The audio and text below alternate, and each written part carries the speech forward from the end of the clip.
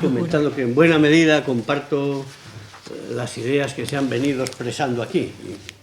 Añadiré alguna otra y espero que con ellas, no sé si tranquilidad, pero por lo menos añadir una dosis de realismo, incluso convencerles de que los economistas podemos ser gente hasta casi normal en ocasiones, ¿no?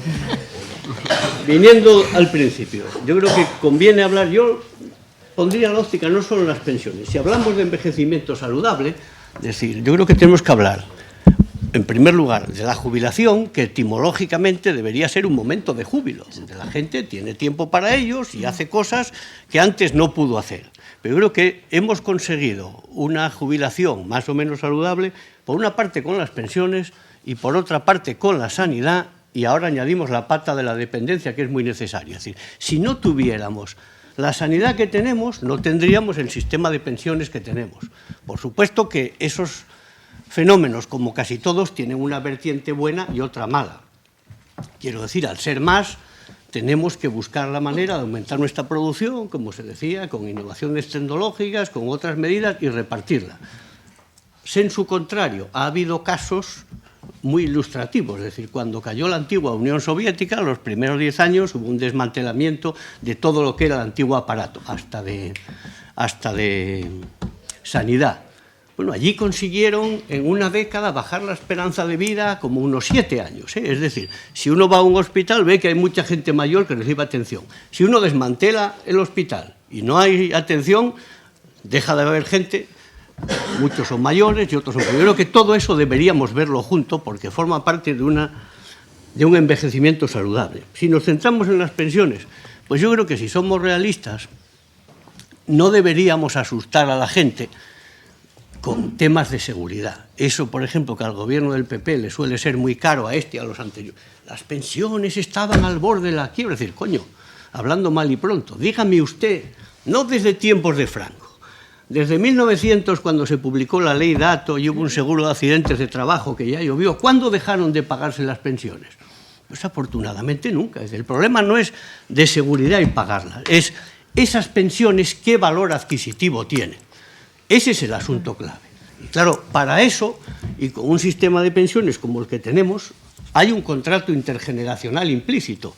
Cuando empezamos a trabajar, nadie nos pide, firme usted un contrato intergeneracional. Ve que en la nómina le descuentan dinero. Ese dinero de la etapa joven o de todo el periodo laboral se va para financiar a los que están jubilados. Es verdad que ahora tenemos un problema que señalaba Diego. Es decir, en España hay un problema de empleo, falta de empleo y un problema de bajos salarios. Entonces yo creo que ese es el problema fundamental. Yo si tuviera que persuadir con un mensaje diría, mire, no hay problema demográfico, no lo hay, en el sentido de que, bueno, el ser humano somos animales irracionales, tenemos mucho de animales. Yo la gente que conozco suele tener hijos en España sobre los 30 años y suele tener hijos si tiene un empleo. ¿Por qué en Asturias no hay natalidad? Coño, porque los jóvenes se nos han ido a otro sitio. Yo, desgraciadamente para mí, mis hijos o mis sobrinos, los que trabajan fuera de aquí. No es que se hayan quedado estériles, pero si tienen hijos, los tienen en Mallorca o en no sé dónde, o en Madrid, y no nacen aquí. Además, bueno, el mundo no está cerrado. Si tuviéramos empleos como los que tuvimos al principio del siglo XXI, ¿no vendrían inmigrantes de muchos sitios a los empleos? Claro que vendrían. Es decir, mire, olvidémonos del asunto. Otra cosa es que queramos ser abuelos, disfrutemos de los nietos. Es decir, el problema no es demográfico, salvo que uno se meta cura o no sé qué, o se meta historia de eso. El problema central es económico. Y ese problema es asegurar crecimiento y empleo. Y yo creo que el empleo es necesario porque lo que hablábamos antes de la tecnología. Bueno, imaginaos una situación que para mí sería ideal. Hay un gran avance tecnológico y todo lo que queramos y algo más, hay una pantalla táctil. Tocamos todo lo que queremos, damos un botón, clon, y lo saca todo. Mejor, todo nuestro tiempo es para la realización personal. Pero como diría un gallego, ay carayo, el primer problema es, ¿de quién es la máquina? Porque claro, el salario o la renta que tenemos es lo que nos da derecho a consumir. Entonces, yo creo que ese es un asunto en el cual el empleo y la participación en ese esfuerzo es algo que tiene muchas facetas. Yo creo que el problema ahora en España es muy poco empleo y empleo de poca calidad, y ese es el asunto a remediar. Y hablando de la seguridad social, y con esto acabo, si quieren, después hablamos de eso, pero solo si tenemos que poner la clave de bóveda y de qué depende todo, decir, mire, que haya crecimiento y empleo. Después podemos discutir más cosas, y yo creo que deberíamos discutirlas, porque yo, contra una opinión que está bastante generalizada, creo que la edad de jubilación sí que se debe examinar. Si ustedes piensan de las cosas más antiguas que tenemos en nuestro país, como institución está la seguridad social. Es que a principios del siglo XX había un seguro obrero que se pagaba a partir de los 65 años. Si ustedes cogen las tablas de esperanza de vida de entonces, era como prometer pensiones ahora aproximadamente a los 90. Hombre, hay gente que llega y pasa, pero muy pocos. Entonces tenemos que reconocer que de una jubilación pensada a una incapacidad personal por agotamiento, por accidente, en nuestra sociedad eso afortunadamente sucede poco. Los trabajos manuales son muy pocos y la penosidad ha ido disminuyendo. Entonces, claro, hemos añadido a la vida, es como yo pienso, digo, ahora tenemos meses de 12 años, perdón, años de 12 meses y un mes de vacaciones. Coño, si alguien inventara el año de 15 meses, cojonudo. Y los otros 3... Dirían, hombre, todos vacaciones. Hombre, pues seguramente las empresas y otras instituciones dirían, habría que ajustarlo de otra manera. Yo lo que veo lógico y hasta saludable, igual especialmente en el caso de los varones, que suelen tener una vida un poco más unidireccional y de repente están 40 años trabajando y un día y dicen, ya no te levantas y no vas más a la fábrica, al taller, a la oficina a trabajar.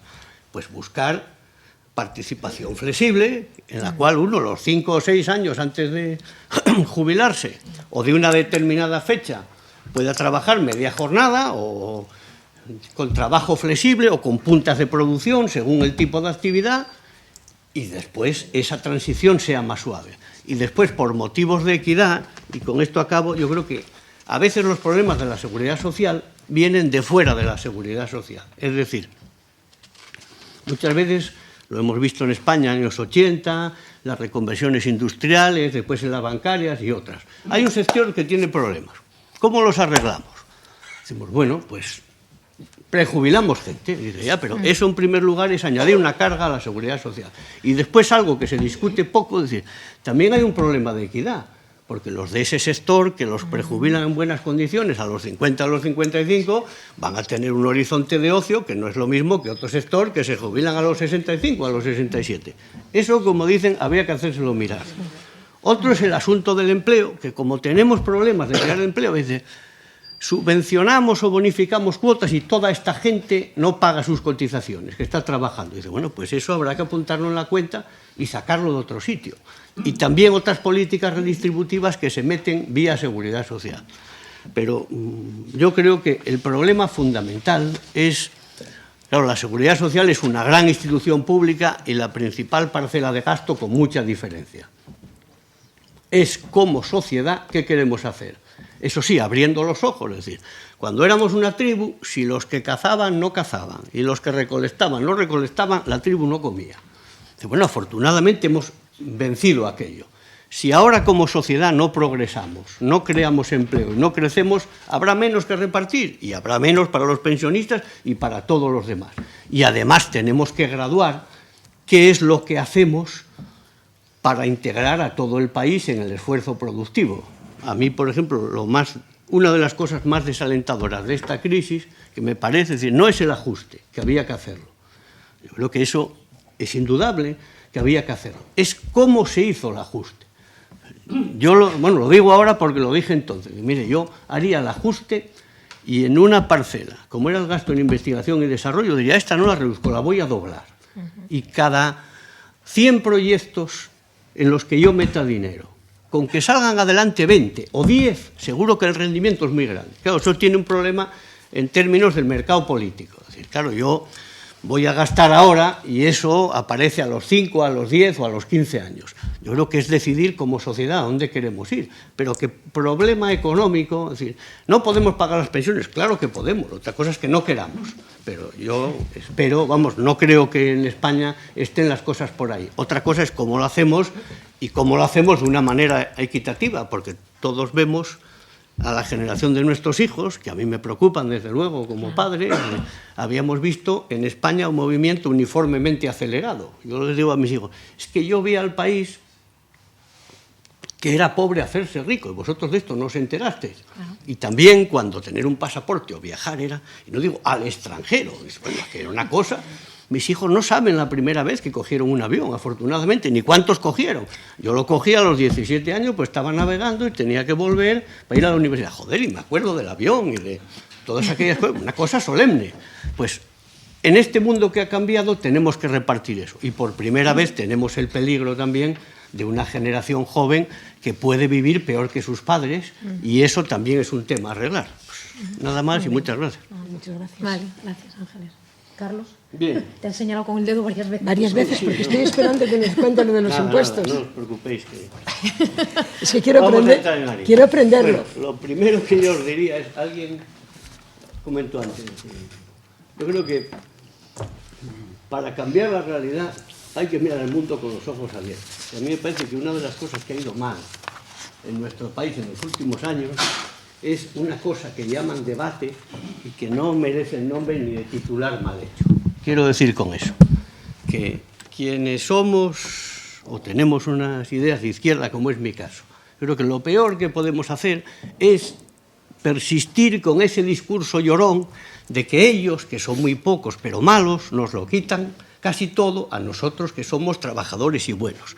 Si eso sucede sistemáticamente, no sé si seremos buenos, lo que somos es imbéciles, porque si tampoco son y consiguen tenernos encadenados, no puede ser. Entonces yo digo, vamos a mirar el mundo de verdad con los ojos abiertos y no decir niñerías. En primer lugar, yo creo que si hablamos de la seguridad social, no es que en nuestro país esté catastrófica, las tasas de reposición son altas y va razonablemente bien. Coño, querríamos ser suecos y altos y guapos y rubios. Joder, lo que no podemos es ir con cosas infantiles. Es que en Suecia tienen más que nosotros. Tienen más en unas cosas y menos en otras. Y de eso quería hablar. Voy a hablar de cosas que tienen que ver directamente con la seguridad social y otras no. Pero cuando un tema es tan grande como la seguridad social, no se arregla solo dentro. Hay que arreglarlo también fuera. Por ejemplo, si gran parte de las ineficiencias que tiene el sector público, consentidas y fomentadas a veces, incluso por partidos de izquierda, las quitáramos, tendríamos un montón de dinero para hacer cosas buenas. Ya que hablamos de suecos, los suecos, los daneses, los finlandeses también, que son los países más ricos del mundo, si uno lo mira, dice, ¿dónde están? Coño, allá arriba. Allá arriba lejos, en un sitio jodido, dice. ¿Y qué tienen de vecinos? Y, hombre, pues tienen de vecinos el Báltico, el Golfo de Finlandia y los rusos, que no son muy compradores, luego para comercio no están bien. Digo, pero no lloran tanto como nosotros, joder. No les falta un IVA a todas partes, no les falta una autovía a todas partes, hay carreteras de un sentido con apartaderos donde en los sitios llanos uno ve el que viene y se mete. Es decir, es que en Asturias y en España siempre nos falta una carretera. Y en Suecia no hay los kilómetros de vía de AVE que hay aquí. Es más, un motivo de preocupación en el país, si fuera sensato, joder, es no hacer el primer IVA. Madrid-Sevilla, porque el presidente era de Sevilla, después hacer uno hasta Galicia cuando estaba Pepiño, uno a Asturias sin acabar cuando estaba el ministro Cascos. Es decir, es muy raro que seamos campeones del mundo, de repente, además de fútbol, ¿verdad?, que ahí gastamos el dinero, somos campeones de fútbol en AVE. Muchas vías, muchos trayectos de AVE, no es que no paguen los costes fijos de la instalación en el tiempo, es que no pagan los costes variables, ni los del tren ni el personal. Entonces, si quitamos esto del AVE, empezaríamos a entender algo. Si en nuestro sistema judicial y de ciudadanos, aparte de estos chorizos que se llevan 50 millones de euros, y juzgan al de los 50 millones, yo diría, no, ese ganó 50 millones porque el de la obra, que valía 300 millones, acabó valiendo 700. Pero claro, en estos negocios, como son muy grandes, participa mucha gente. Entonces, ACS, Ferrovial y muchas más cosas también están en el ajo. Deberíamos dejar tonterías como la de Asturias. De repente hemos descubierto, después de 300 años de teoría de la imposición, que el impuesto social es muy malo y vamos a quitarlo en Asturias. Pues lo quitamos. Dice, pero no sé si eso nos lleva por el buen camino. Y después, queridos compañeros, yo os diría, pensarlo 2 o 3 veces antes de repetir como eso de el blanco es malo, el negro es bueno. Yo soy blanco, luego soy bueno, me quedo tranquilo. Miren, el IVA tiene productos exentos, productos de primera necesidad, productos sanitarios. otros al 4%, tipo reducido, otros al 10% y otros al 21%. Y el defraudador absoluto, el que tiene un puticlub, una empresa que no declara o no sé qué coño y tiene 200.000 euros, a ese igual no lo agarran por ninguna parte. Pero lo que consume seguro que paga IVA. Y después el impuesto de renta, que tocamos la campana desde la izquierda, que es tan bueno, en tiempos de un gobierno que era socialista, con casualidad, hubo una base liquidable del ahorro. Y ahí la progresividad va del 19 al 21. Y en la base liquidable general llega hasta el 50. Entonces, el asalariado, que hablando mal y pronto iba a todas las hostias, imagínense un señor que es buenísimo, un cirujano eminentísimo, y gana 1 millón de euros, si los gana. A ese le quitamos 500.000 euros. Pero a Ana Patricia Botín, cuando recibe 1 millón de euros, esa en el impuesto de renta paga el 20%. Y eso lo hizo un gobierno socialista. Entonces, como decía aquel anuncio televisivo, tacita, tacita conseguiríamos algo. Pero eso es tomarte las cosas en serio y no de coña. Y en vez de decir eslóganes, pensar algo más. Por ejemplo, otra propuesta que haría yo sería, ya metidos en harina, toda esta gandalla de gente que asesora a los partidos. Dicen, cargos de confianza. Digo, no, serán de desconfianza. Porque imagínense que yo soy mañana, por un casual, ministro de Hacienda, y de todos los inspectores del Estado, de todos los interventores y de todos los funcionarios no me sirve ni uno. Tengo que traer a Pepín el de Ponga, que era amigo mío de la infancia, y lo meto allí porque era de mi partido. Es decir, cuando empecemos a mirar eso con los ojos abiertos, igual avanzamos algo, joder. Y yo lo que me extraña es, esos cientos de asesores, ¿por qué coño nunca se les ocurre una idea? O si la ocurre, ¿por qué no la dicen? ¿Qué hacen? No, te digo en serio, digo, toda esa gente que supongo que, como todo Dios, se levantará por la mañana, a las 8 entrará a trabajar y saldrá a la hora que salga, no se le ocurre nada.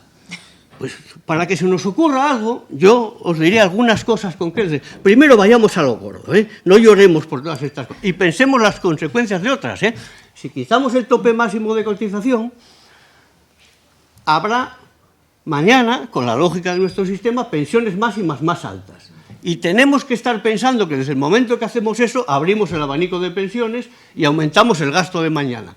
Eso puede ser deseable, pero uno no puede ir a las cosas con anestesia, ¿eh? Hay que ir con los ojos abiertos. Como cosas concretas, yo os diría, hagamos a esos asesores dormidos, digo, si estuvieran despiertos, por ejemplo, de algún día que me pillaron las cosas despiertos, dice, hay 2 cosas que podríamos hacer y mejoraría mucho la situación de las pensiones. Una es, digamos, dentro del sistema, entre comillas, la parte que pueden ser pensiones privadas complementarias. Yo las cifras que daba antes de Diego, ese estudio me parecen francamente increíbles.